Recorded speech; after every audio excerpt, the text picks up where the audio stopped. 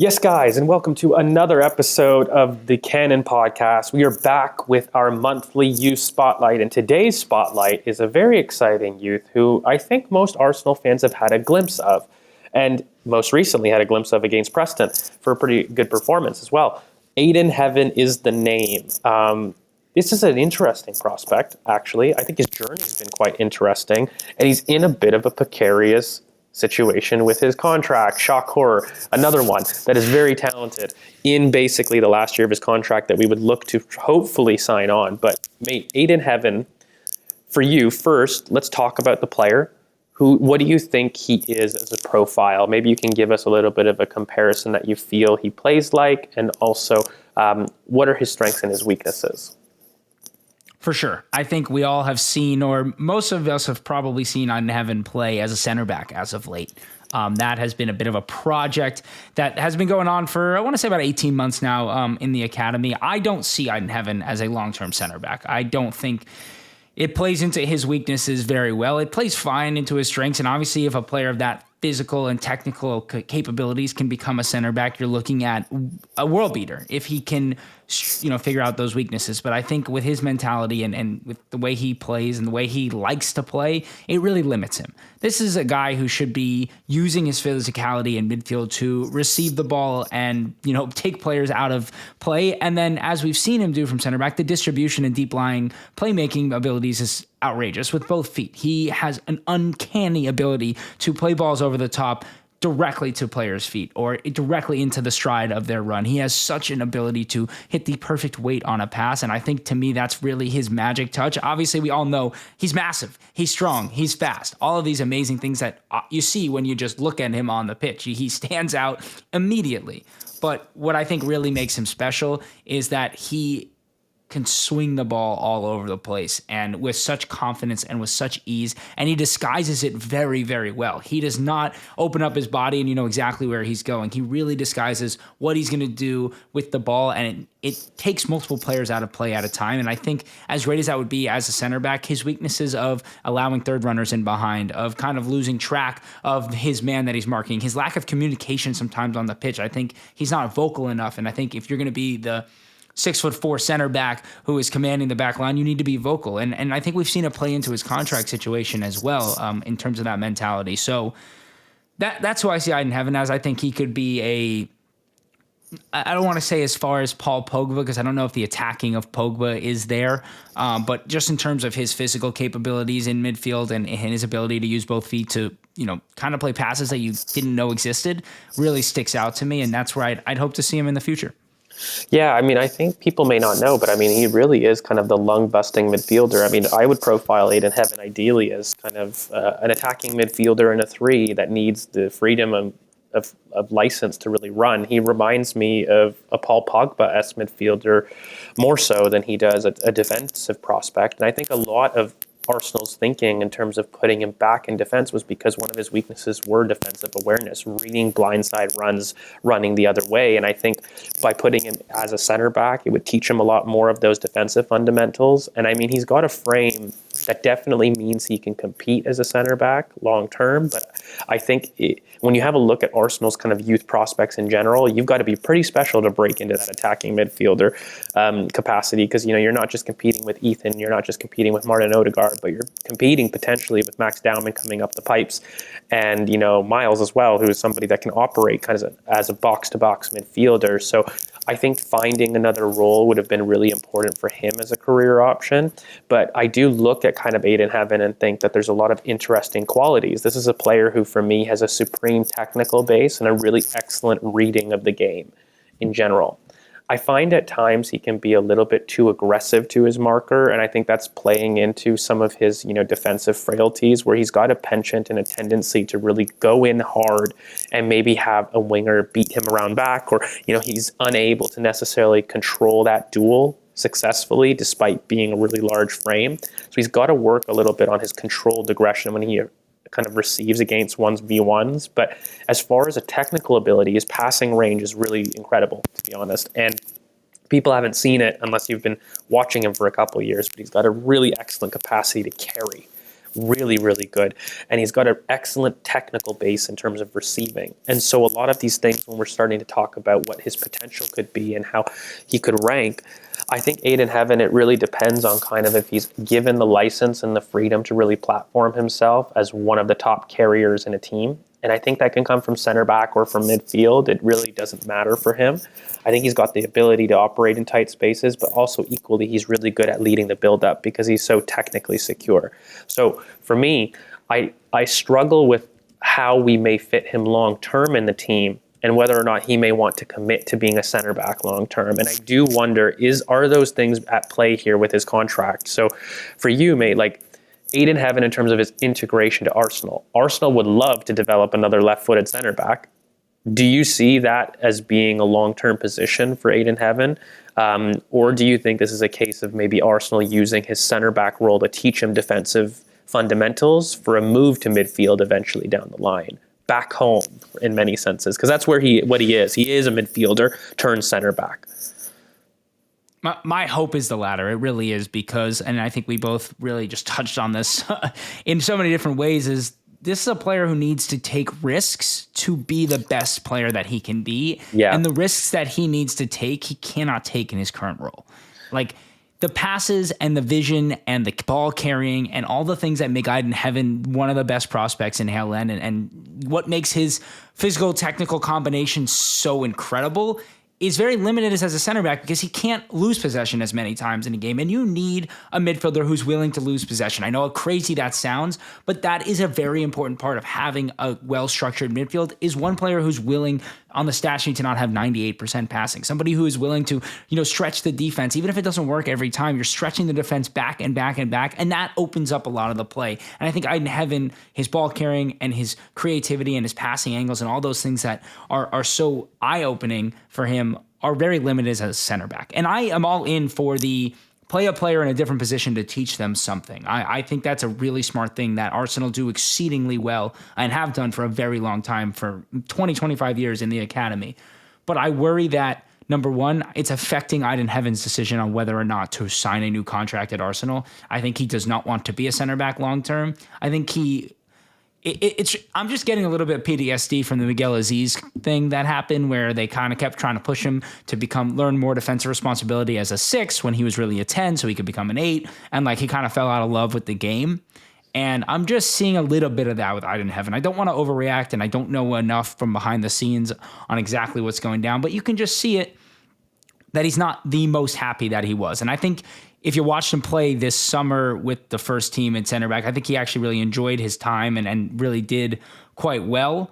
But I think he's expecting to move that back into midfield long term. And I just wonder when that will happen because he's not going to go on. No club's taking him on loan when he's been playing center back to go play midfield there, right? So if he needs to start playing midfield for the under 21s, if that's where his future is, and I'm worried about it because I think that's the best possible place for him. And if he doesn't get that by the end of this year, I'd be shocked to see him re-sign with Arsenal.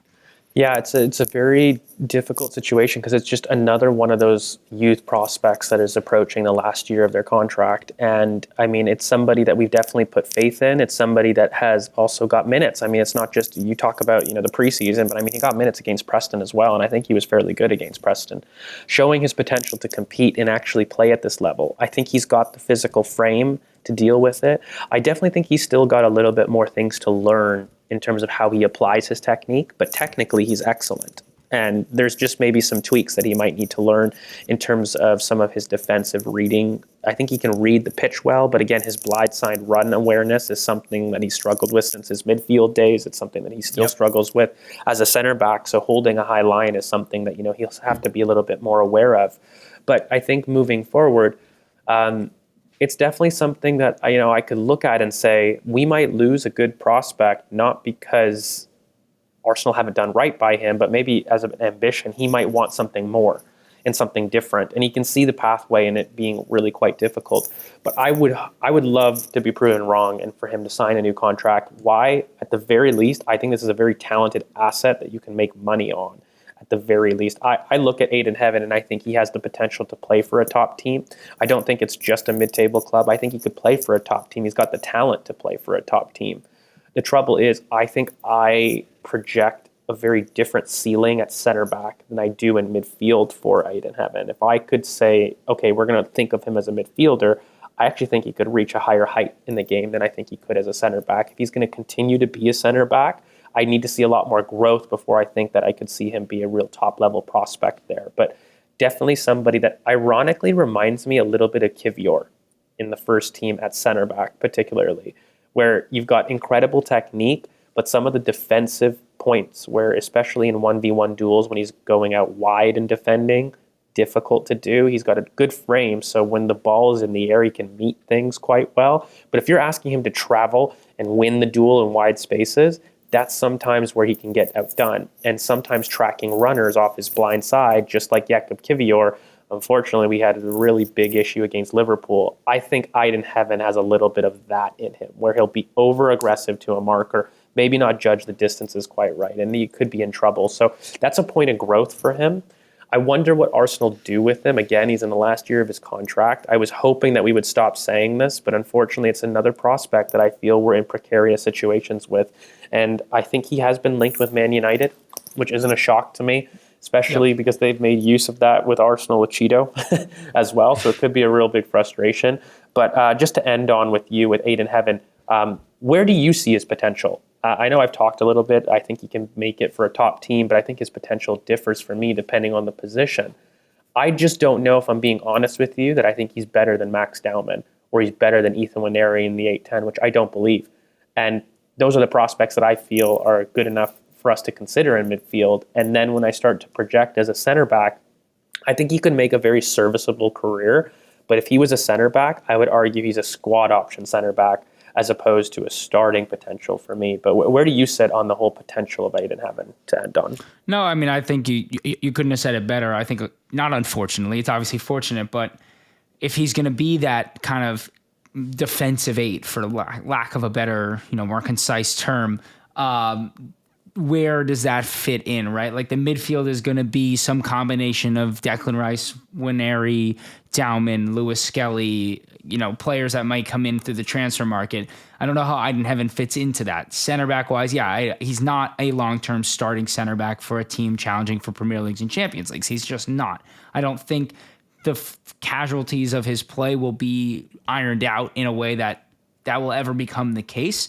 So it does become a little bit of a struggle. And I think a lot of people, especially on Twitter, get very worked up about losing players or the academy players not getting a chance. And they don't think about the grander scheme of things, where it's like, you can't just throw Ayden in there over Mikel Merino because you don't want to lose a youth player. That doesn't really work like that. And so I think, to me, the ideal way that this fits long-term is you start playing him in midfield, so he'll sign a new contract. You send him out on loan next year where he can really succeed as a midfielder at a top championship club, and then you go from there to see if, okay, maybe we work him in as a squad option in midfield and then sell him for a big profit. Maybe he takes a massive leap, right? Like that. Those are kinds of the progression stages that we need to see from Ayden. But until he moves back into midfield, I don't know if he's going to be at Arsenal much longer for it to matter. So that's kind of how I see that going down. Yeah, it's a difficult one. And you know what? I really like things about Ayden, and I think it could be a case of wrong time, right player. And it's kind of that where there was a time Arsenal were looking for a presence in midfield who was left-footed, who can give you a real box-to-box quality, get you up the pitch. And I think that right now we've just got other people that maybe fit that mold a little bit better. But I would love to be proven wrong at the very least, to have this asset and sell well. I really think it would be a shame to have another player like this leave on free, regardless of what you feel, whether or not he could be a starting potential player. It's ridiculous, and I repeat, ridiculous, to have another player of this quality leave on a free. And it would be ridiculous to just get another tribunal fee for a player of his quality, a player we've invested enough to the point that he's got first team minutes, not just in preseason, but at Preston, and it was pushing and training with the first team so regularly. Like these are the types of assets that Arsenal need to do better at getting good bang for your buck on, and making 100%. Sure that we lock them in. We've given them a development pathway, and Ayden has gone through the ranks. We've invested a lot into him, and he's got his reward. He's got his reward about playing for the first team. There needs to be some return from an Arsenal perspective. And I think it would be a shame if we didn't see that. So from my perspective, I'm going to be more harsh on the club moving forward. We can probably put a line in the sand to a certain point. But, after Royal Walters and Mario Cozier-Dewberry and the whole cohort that we've talked about before, this needs to stop happening. And so I think that, he's clearly a player that's good enough to play for first team football. We've shown that. We've seen that. We've seen his competitiveness. So sign him up. Get him on loan. Develop the asset. And if you do sell him and he's not somebody that you see integrating the first team, at least you've got some kind of a profit that you've been able to generate from that. And you've been able to return your investment in some capacity. So that's kind of where I stand on Ayden Heaven. But guys, thank you so much for sticking with us on terms of your spotlight. If you guys like this spotlight about Ayden Heaven, make sure you guys let us know in the comments. Again, if you needed anything clarified, we'll try to answer your comments down below. Thank you for sticking with us so much. We appreciate it. Will, thank you for coming and kind of sharing your influence and experience on Ayden Heaven for us. It was a blast. Always a pleasure to chat. Excellent. And so, guys, thank you so much. And if you guys did catch, we did an entire kind of 45 minutes off on the YouTube member side as well as the Patreon side that we talked a little bit about Max Dowman. We talked about Kieran Thompson, Joshua Sasai from Millwall, who were recent recruits from this past intake of scholars that we received. And we talked a little bit about kind of the relationship that we talked about with St. John's as well, in terms of us using a private school maybe to gain the edge on city youth prospects. So if you really were interested in kind of some of those extra stuff, make sure you guys pop off to the Patreon. I think you guys enjoy it. And otherwise, make sure you guys leave comments how we can improve. We would always like to improve. Remember, this is a monthly segment that we'll be doing. So next month, we're going to be talking other stuff. Maybe we'll talk loans in terms of what will happen with kind of some of the youth prospects coming up as we approach the January transfer window. But guys, thank you so much for sticking with us. We hope you learned a lot about Ayden Heaven. And remember, thanks for keeping it Arsenal.